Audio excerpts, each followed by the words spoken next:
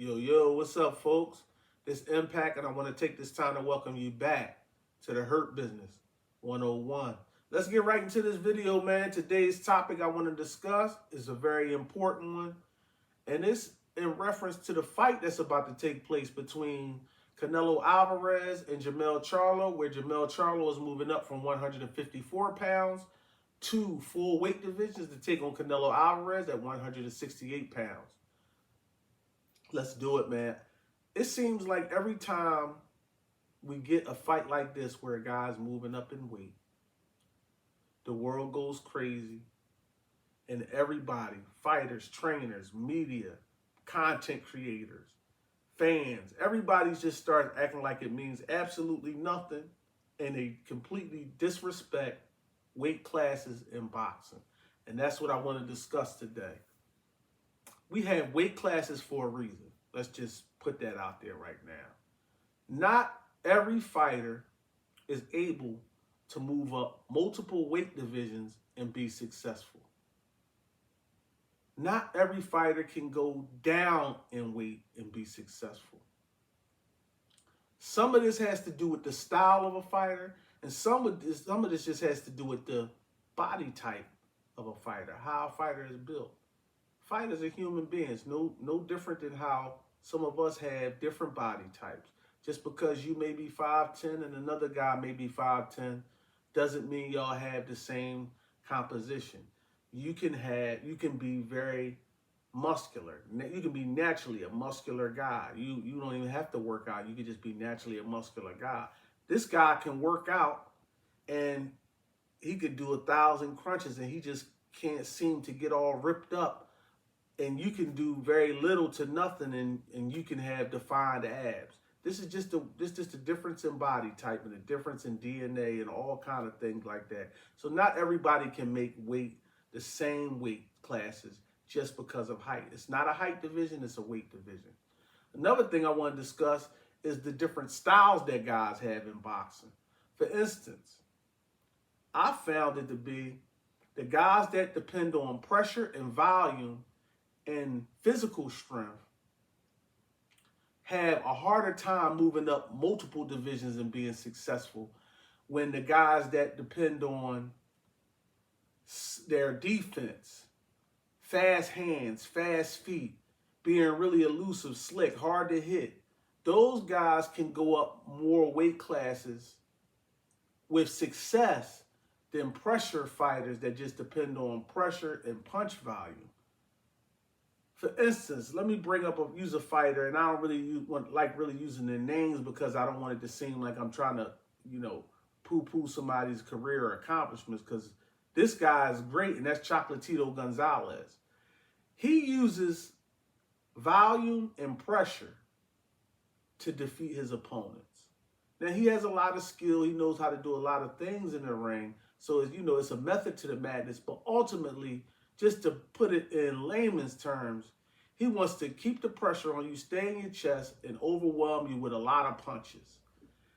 He wants to take yours. He'll take whatever you have to give so he can just stay connected to you and pound on you and then beat you into submission or have someone stop the fight just because of, at some point, he just starts landing unanswered blow after unanswered blow, and somebody has to do their job and stop the fight. We saw when he started to move up in weight, once he got to a certain point, the guys could take that. You know what I mean? His strength was no longer overwhelming to those guys. These were bigger, more physical guys that also had something that the smaller guys didn't have, and that was the ability to stop him in his tracks and make him think twice about just coming in, because they had the punching power that can affect him. So that's how that's a prime example of weight classes and the differences between weight classes, where the smaller guys he was facing wasn't able to deal with it. Those bigger guys could deal with it, and he didn't have the style to overcome the bigger, stronger athletes. And that leads me into the other side of the coin, which is the slick defensive fighter. And for that, we'll use a guy like Floyd Mayweather. Floyd Mayweather won titles in 5 different weight divisions.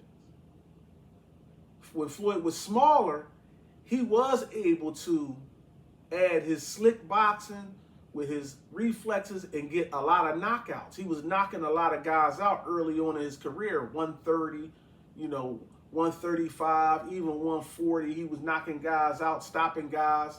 147, not so much, because at this point he reached a point where his power wasn't translating to KO power, where he could just put together a nice combination and just lay a guy out. He started more depending on his reflexes, speed, and skills, being a faster guy, a smarter guy, using his boxing IQ. And even though he started facing bigger guys that he couldn't stop, he still was able to beat those guys because his game wasn't all predicated on power and pressure and volume. He started to beat them in a different way with his defense, his quick reflexes, and outthinking them. So he was able to go up 5 weight divisions and still be successful and retire undefeated. Chocolatito Gonzalez was not able to do that. I don't have time to go over a lot of fighters, but that's just one example, just to give you an idea of how the style of a fighter could impact how many weight classes he can go up and be successful. Now we're going to deal with the size difference. Mike Tyson was 5'10". He was a heavyweight. We have 5'10" junior welterweights. Let's use my man Julian J. Rock Williams. I believe he's 5'10" or 5'11". He was 154 pounds. Now he's a 160 pound. And I believe that is the highest he could go in weight and still be successful. He was a 154 pounder, and now he's only in his second weight division, and he's in his early 30s. So that goes to show you, he only went up 1 division during his career. He's not a guy that's going to go up again, in my estimation. I believe he's going to stop right here at 160, and his career will end right here at 160.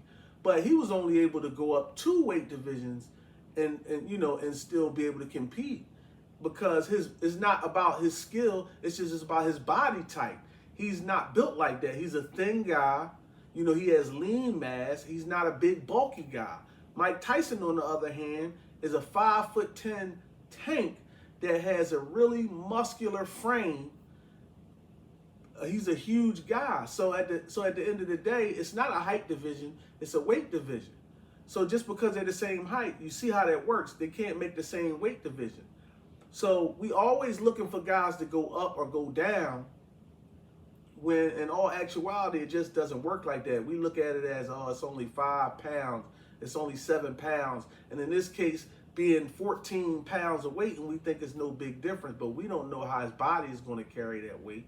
How's that weight going to be on his legs in a boxing ring? Yeah, he may walk around that weight or a little bit higher, but does he actually fight 12-round fights? Does he go through a training camp being heavier than that and then just coming down to that weight? We don't know how that's going to ever translate fight night for anybody. And a guy that's heavier coming down in weight, well, we already know losing weight, you're going to lose something. If you're used to fighting that 1 division and then you come down a division, that's dangerous. We seen Chad Dawson do that when he came down from light heavyweight to face Andre Ward at 168 pounds.